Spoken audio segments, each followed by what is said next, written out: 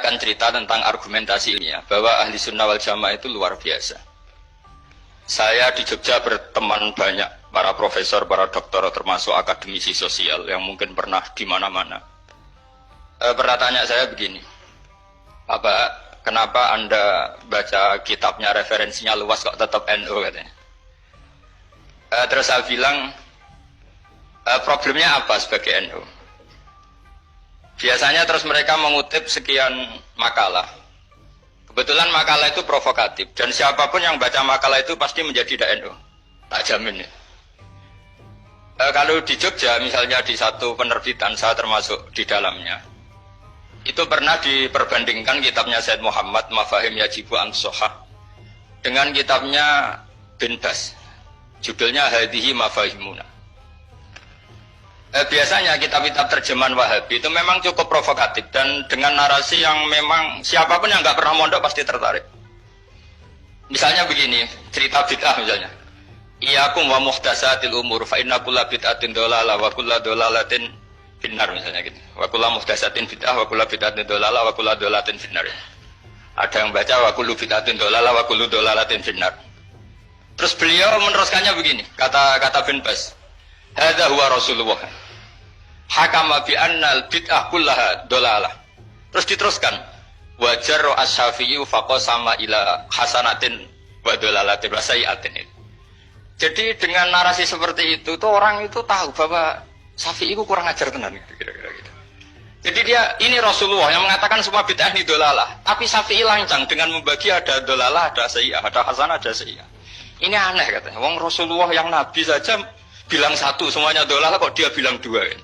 Diredaksikan jaro'ah, kira-kira makna sedannya yang lama atau berani. Sehingga orang mesti tanya, kenapa sih tidak ikut Rasulullah saja?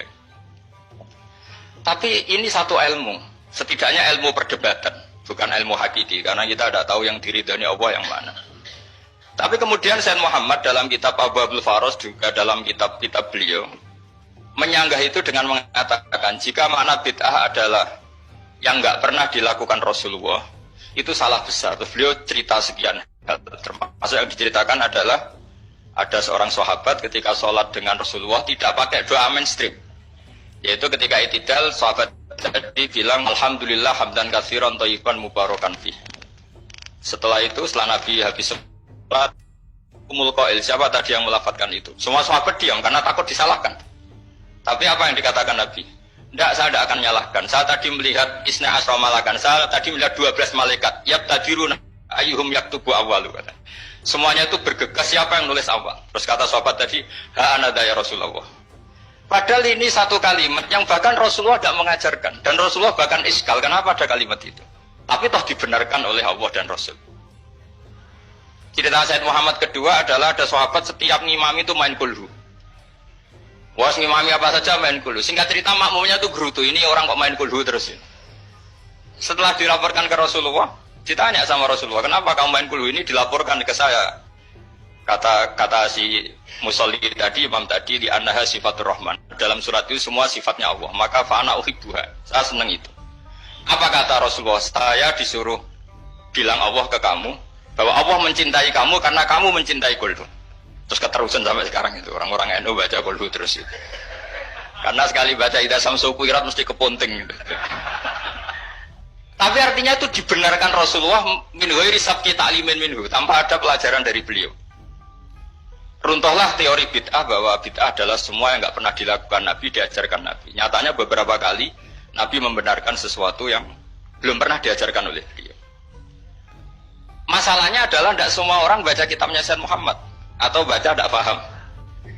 Nah, sementara kitab Hadihi Mafahimuna itu diterbitkan secara masif oleh pemerintahan Arab Saudi dan ada terjemahnya lagi, sehingga yang nggak bisa Arabnya bisa terjemahnya.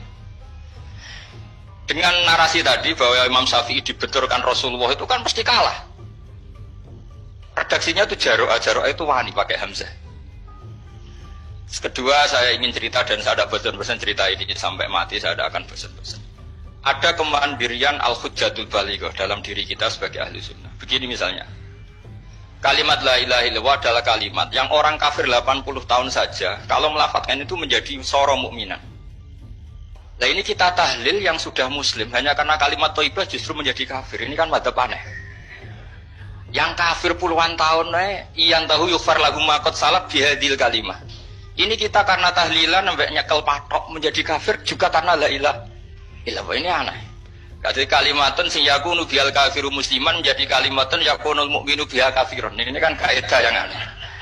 Nah, saya ingin kalau ahli sunnah yang seperti ini sudah mandiri, sudah sehat, ya baguslah seperti itu. Terus yang terakhir, kenapa ditambahi an-nahdiyah? Ya seperti yang dikatakan moderator tadi. Di terminologi internasional itu kalau ahli sunnah pokoknya yang tidak sabus sahabat ahli sunnah. Sehingga Wahabi, Muhammadiyah, Ikhwan semuanya ahli sunnah wal jamaah. Karena kalau di media internasional asal tidak syiah itu ahli sunnah. Hanya itu aja perbandingannya. Kalau ikramus sahabat ya ahli sunnah, kalau sabus sahabat ya syiah.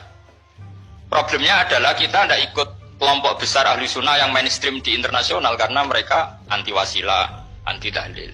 Sehingga terus Indonesia bilang ditambahi ahli sunnah wal jamaah an-nahdiyah. Yang kira-kira mungkin Gus Zofur dan kawan-kawan nambahin Nusantara gitu.